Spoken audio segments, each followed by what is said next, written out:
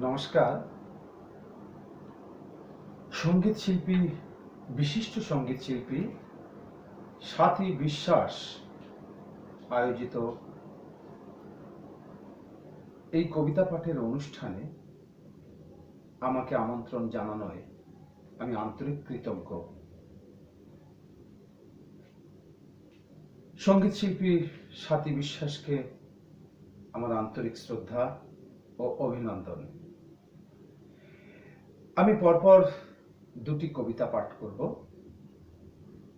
প্রথম কবিতা মূল্যবান পাথর। নুড়ি পাথরগুলো জমেছে জল নিষ্কাশনের নর্দমায়। বন্ধ নর্দমায় জল জমতে জমতে মশার বংশ বিস্তার। সাপ আর ব্যাঙেদের সেখানে সহাবস্থান। ভুলক্রমেও ওইসব নুড়ি পাথরের মধ্যে কোনো মূল্যবান পাথর নেই, থাকার কথাও নয়। ঘোলা জলে কিঞ্চিত ভুল হলেও পরিশ্রুতে বেরিয়ে আসে রাজনৈতিক প্রতিশ্রুতি। এমন চকমকে যেন মনে হবে যত্নে কাছে রাখি। হয়তো স্ফটিকের মতো বলবে, আমাকে দেখুন। অলংকারের সৌন্দর্যে ব্যবহার করুন।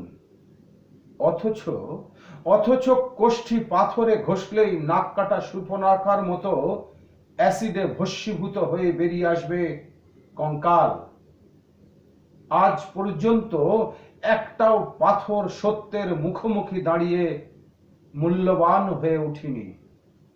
অথচ মূল্যবান পাথর খুঁজতে খুঁজতে পূর্বসূরীদের দেরাজে পৌঁছে গেছি। দেরাজ খুলতেই আলোর বর্ণচ্ছটায় আমার মুখ উদ্ভাসিত। ঐতিহ্যের আসনেও আমি এখন দৃঢ়। আমার পিতার প্রচ্ছদের সামনে সাদা ফুল নিয়ে দাঁড়িয়ে থাকি আমি আজন্ম। পরের কবিতা সত্যাগ্রহ। ঘাতকের হাত থেকে বান বেরিয়ে পৌঁছে দিল চোখের জল। ঘাতকের হাত থেকে বান বেরিয়ে পৌঁছে দিল চোখের জল। জল তীরবেগে বেরিয়ে মুছিয়ে দিচ্ছে ক্ষত। ক্ষতর গভীরতা পরিমাপের জন্যে নেমে পড়েছে বিশেষজ্ঞ দল। বিশেষজ্ঞদের অভিজ্ঞতায় ঢেকে যাচ্ছে শরীর। আহারে, অবশ্যম্ভাবী ফল তো দুহাতে প্রায় ধরাই ছিল, হয়নি। এই অপ্রত্যাশিত ফলের নিশ্চয়ই কোনো কারণ আছে। নিশ্চয়ই কোনো প্রতিহিংসার দাবানল অথবা রাজনৈতিক প্রতিঘাত। একান্তই যদি তা না হয়, তাহলে নিশ্চিত পাথর ভাঙার গানে ছিল ফাঁকি। ঘাতকের বান আর ব্যর্থ পাথর ভাঙার গানের মধ্য দিয়ে প্রতিহিংসার নতুন কর্মসূচি তৈরি হলে চারিদিকে দামামা বাজিয়ে নৃত্য করে নন্দী ফিরিঙ্গির দল।